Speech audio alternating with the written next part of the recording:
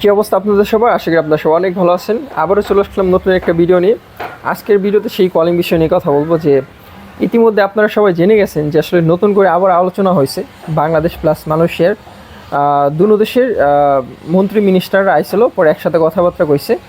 So আবার এরকমটা আপনার জানা গেছে যে আনুমানিক এবার আমরা ধরে নিতে পারি যে ইনশাআল্লাহ আশা করা যায় যে এই এক সপ্তাহের ভিতরে বা কয়েক সপ্তাহের ভিতরে, মেবি যদি সপ্তাহের ভিতরে বা কয়েকদিনের ভিতরে যদি কনফার্ম না হয় তাহলে এক মাসের ভিতরে অবশ্যই কলিং ভিসা খুলবে এবং ইনশাআল্লাহ বাংলাদেশ থেকে লোক আসতে পারবে।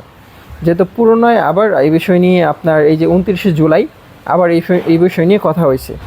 আপনার গতকালকে আমি 28শে জুলাই একটা ভিডিও বানাইছিলাম যে প্লিজ আপনার এখন পর্যন্ত কোথাও টাসপোর্ট জমা দিয়েন না, যেহেতু অফিসিয়ালি এখনও ঘোষণা আসে নাই, তো কিছু অপেক্ষা করেন।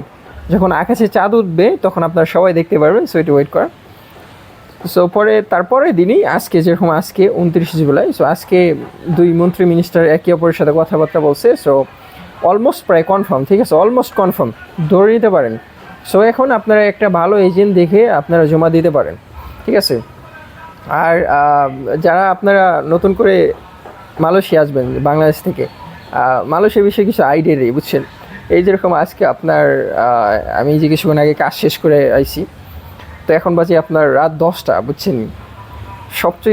সবচাইতে কষ্টের জায়গা এখানে, বুঝছেন, আমাদের প্রবাসীদের, যে এই যে রাত 9টা 10টা 8টা আপনার এত রাত্রে আপনার কাজ শেষ করে এসে আপনার যখন বাসায় এসে পাক করতে হয়, ভাই এই চাইতে কষ্ট কিছু নেই। মানে সারাদিন কাজ করে না যতটুকু কষ্ট হয় তার চাইতে বেশি কষ্ট লাগে যখন আপনি রাত্রে এসে আপনি 9টা বাজে আসেন বা 8টা বাজে আসেন বা 10টা বাজে আসেন, তারপরে এসে আপনার পাক করতে হয়।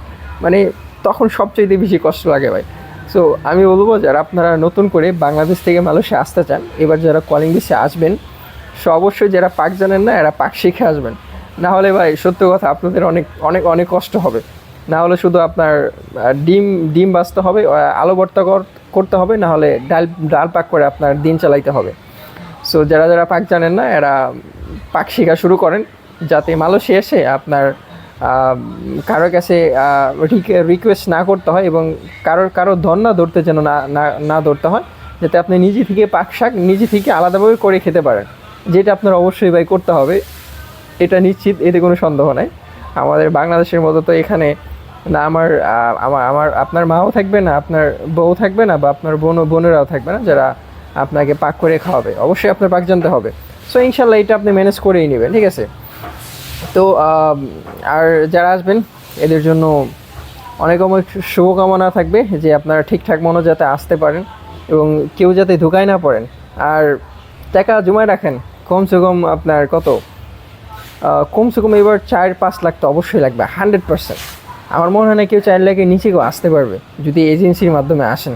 কারণ আমাদের বাংলাদেশ থেকে আসলেই তো সরকারি যে এজেন্সিগুলো আছে, যেগুলা মানে অনুমোদন দেওয়া হয়েছে সরকারি থেকে, সরকারিভাবে। সো যদি ওইভাবে আমরা আসলে আসতে পারতাম তাহলে অনেক অনেক অনেক সীমিত পরিমাণে টাকা লাগতো, যেই টাকা আসলে আপনারা চাইলে কয়েক মাসেই কাভার করতে পারতেন, উঠাইতে পারতেন। কিন্তু এই যে আপনার এজেন্সির মাধ্যমে আসতে হয়, দালাল ধরে আসতে হয়, এতে দেখা যায় প্রচুর টাকা ভাই আমাদের খরচ পড়ে যায়। তো কিছু করার নাই, বিদেশে আসতে হলে ভাই আপনার যে কোনো একটা মাধ্যম ধরে তো আসতে হবে। এটা ভাই মন্ত্রী মিনিস্টার যারা বড় বড় লোক যারা এইগুলো দেখাশোনা করে, এদের উপরে নির্ভর করে যে আসলেই এরা আসলে কেমনটা চায়, কেমনভাবে আসলেই তাদের দেশের যে লোকজন আসে, সাধারণ জনগণ আছে, এদেরকে কীভাবে আসলে এরা ব্যবহার করতে চায়, এদের উপর সম্পূর্ণ নির্ভর করে। এরা যদি চাইতো আসলে যে সরকারিভাবে আমাদেরকে মালয়েশিয়া আনার জন্য বা পাঠানোর জন্য, এরা পারতো ভাই, বুঝছেন।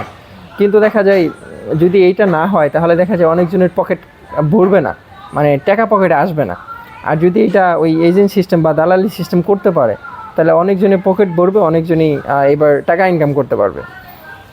তো কিচ্ছু করার নাই, কমসে কম 4 থেকে 5 লাখ টাকা হাতে রাখেন এবং তারপরে কোম্পানি দেখে মালয়েশিয়া আসেন।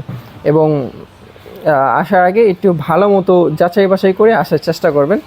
আর যেই কোম্পানির কথা বলে আপনি নিজে থেকে একটু যাচাই করার চেষ্টা করবেন।